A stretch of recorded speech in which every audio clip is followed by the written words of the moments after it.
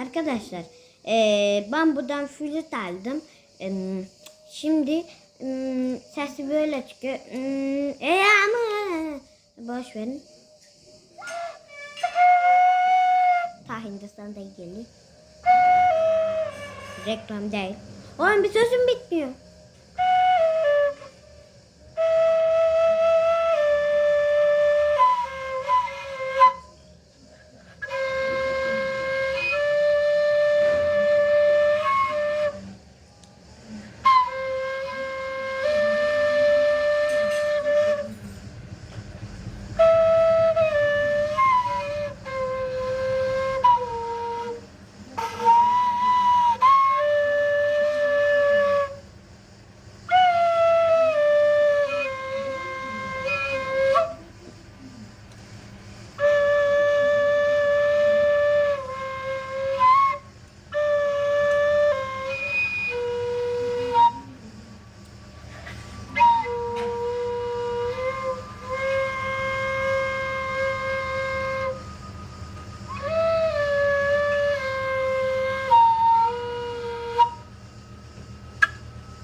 Bu kadar da kanalıma abone olmayı unutmayın.